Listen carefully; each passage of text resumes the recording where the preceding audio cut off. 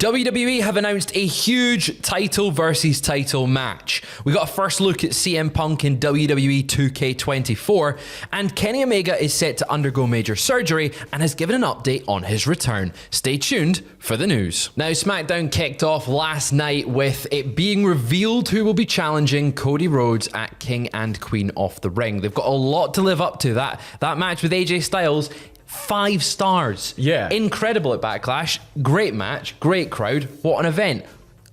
Will this next challenger live up to that stature? Possibly, but it might be the reason, we might have found out the reason why Brandy needed that drink. Yeah, possibly. Well, WWE SmackDown started with Nick Aldis coming out, bringing out Cody Rhodes to the ring. Massive pop, of course. It's Cody Rhodes. He's getting the big whoa chants.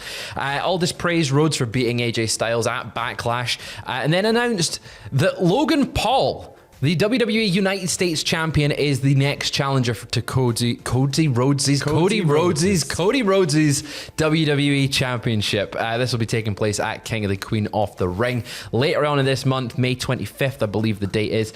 Logan then bragged on the microphone about how if he was to beat Cody for the WWE Championship, it would be his era. In fact, it would be the Logan Paul Levesque era. See what he did there? Yeah. Honestly, love it. Because his last name and his first name are the same thing. It's so simple, but it's so brilliant. It was just like, I was like, yeah, of course, the Logan Paul Levesque era. Brilliant. Great heat there. Cody Rhodes reminded him, though, that if he beats him, there's a potential for a Grand Slam champion, which... All I'm going to say is TKO knows who has more social media followers. Cody, you're doomed. And the last time Logan Paul challenged for a title in Saudi Arabia, he won that championship. It was the United States Championship. Imagine. I mean, it's not going to happen. I don't think. It can't possibly. I think the world would end. But the fact that we could go, imagine, and it's Logan Paul, and it's plausible. Not out of the realm of possibilities. But the fact that Cody was saying that if he beats Logan Paul, he'll become a Grand Slam champion.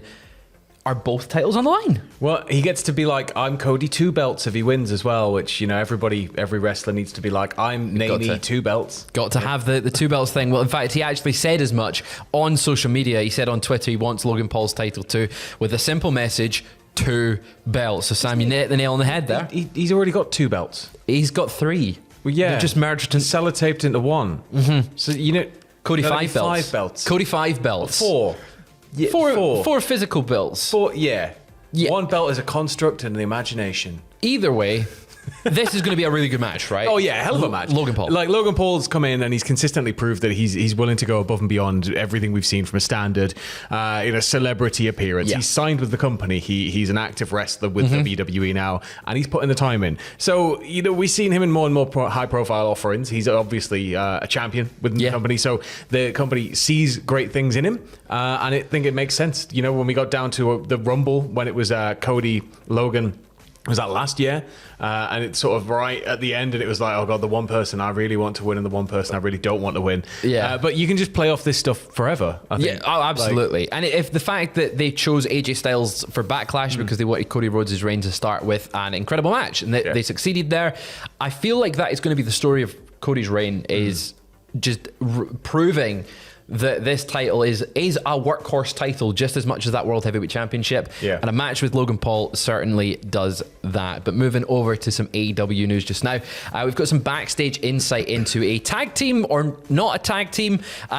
Despite being tag team champions at the start of the year, AEW reportedly, according to Fightful Select, have no plans to pair Big Bill and Ricky Starks together again. Now, AEW sources supposedly tell Sean Ross Sapp that following their loss to Sting and Darby Allin earlier this year, there was no plans after that point for them to be a tag team again. However, they did compete in the tag team title tournament after their loss, so they got paired up, but the plan was to split them up eventually and go back as singles competitors.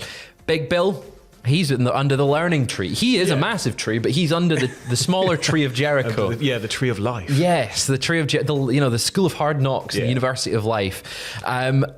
I really want to see Ricky Starks get a singles push. He deserves it. He's a workhorse. He's somebody that I think consistently has been over with the viewership. Like he's gone from strength to strength in terms of fan support and in terms of his in-ring showings and his in-ring offering, and he's just naturally somebody that people really gravitate towards. So I think the time is now to pull the trigger on that and get him into a singles push. But at the same time, you've got to think that eventually, should they not pull the trigger with it, some company is going to want to. That's the thing. We know that there could be a chance he goes to WWE. We know that he's maybe he's been backstage a lot of WWE shows. Obviously, he's very, very good friends with Cody Rhodes. Perhaps Tony if Khan will remember this. Exactly. Skyrim Fallout style up in the corner. I feel like if AEW doesn't capitalize on it, he's not best suited for a tag team, but that tag team with Big Bill, I personally enjoyed it. I don't know about everyone else, but we'll see what his future holds in AEW. But going from one tag team wrestler to another tag team wrestler, Sam, tell me about the man that debuted at Backlash and what he's... There's a name change, guys. Well, so Tonga Loa popped up, obviously, at Backlash, emerged, caused absolute havoc, shocked the world, and oh my God, Tonga Loa is now in WWE. Is he still with New Japan? What's going on? It turns out subsequently, no, he signed with WWE, and now him and Tama... the core of Guerrillas of Destiny are now together in WWE within the bloodline. But Tonga Loa has now undergone a name change. Now, the other week we reported that WWE had trademarked Tonga Loa and they'd also trademarked Tonga Loa. And we were wondering, is this just like trademarking different name, like different spellings? Is it to try different stuff out? Well, no, they've changed his name fully. So his name is now... Tonga Loa within WWE. Commentary were initially calling him Tanga, but now it's all so on Backlash they were calling him Tanga. He was Tanga throughout this week, but on SmackDown last night he was Tonga Loa. Which the way Americans say A's though, it's like they may as well just be going Tonga. It's the same thing. But when it's paired with his brother, it's Tama Tonga Tonga Loa. So Tama Tonga Loa. Tama Tonga Loa. Just merge them into one when they do the Super Saiyan. Yeah. And they go like that. I think that's Super Saiyan. That's fusion. Fusion. I don't know any of that. But we do have a look. It's all video game stuff, right? Disgusted. Well, anyway, going from one video game thing to another, we're looking at WWE 2K24. I think Dragon Ball's a game. Anyway, CM Punk is making his return to WWE video games in WWE 2K24. He's part of the upcoming DLC. ECW Punk releases May 15th, just this upcoming week. I'm very, very excited to play him. But we got a first look at his character model, which hopefully is right there. Oh, look at him. He's sporting his Royal Rumble 2024 return attire alongside the black and blue version of his iconic Best in the World t-shirt. His rating was also announced to be a 90, which puts him alongside such legends as Bray Wyatt, Jey Uso, Gunther, Yokozuna, Randy Orton 2015, Roman Reigns 2015, Eddie Guerrero, and Logan Paul. He was equal in the company standing now to Eddie Guerrero. Just let that sink in. That's why he's facing Cody. Eddie Guerrero, Logan Paul. Yep. Yeah, it makes perfect sense to me, but he's actually higher than Drew McIntyre. And this is going to be fuel for Drew to just jump straight 100%. In and go absolutely ape over. 100%. The fact Drew could literally pick him up and just launch him, like in the 6-7 rows. Like a caber. Like he's tossing a caber. We should see a redo of the Rey Mysterio lawn dart, but just Drew. At the Hydro, just pick him up and just...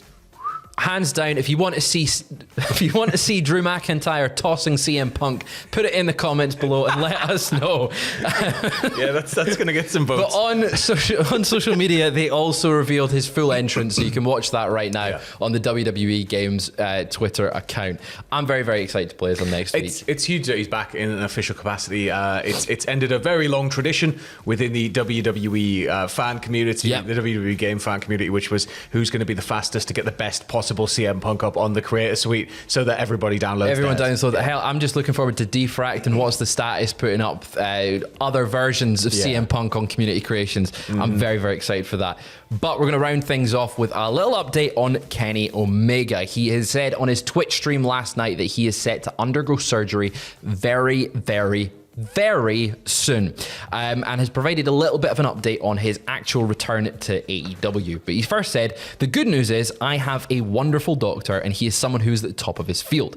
I will actually be getting surgery very, very, very soon. Unfortunately for me, it means I have to leave town again. However, again, this guy is the top in his field. Even though it's a major surgery, I do feel the most comfortable with this individual. So even though there are always worries going into major surgery, if there is one person I feel the most confident with, it's this dude." He's of course referring to his surgery for diverticulitis, which has sidelined him for the better part of this year. He confirmed as well here that it's going to be his last stream for a while as well, and given an update on potential return to the ring, where he said, "There was a moment where I was dealing with this stuff where I wasn't sure if I could come back. I was actually leaning towards, well, not leaning towards, but heavily considering the possibility that I might not ever return. Had I needed to announce my retirement, I felt like I was in a place where I could have done it with a smile on my face, because I feel like I've had a wonderful career and I've had fun doing this, and I've met a lot of great people, and I've been able to do things I never thought I'd be able to do. However, now I feel like with the individual I'm going to see and the rundown he's given me on the way he'll do the procedure, it's so much different what I was told here in Orlando. It opened up the door for the possibility for not only a comeback, but I might, you never know, but I might be able to come back about as good as before my title run." We're talking early days AEW level of Kenny Omega, where a little beat up from past injuries. He rounded off saying, "It's given me a chance to consider a new Kenny Omega, repackaging and sort of rebranding before I come back. To what degree? I don't know. I guess we'll see how I feel. In a perfect world, I would like to come back better than I was before.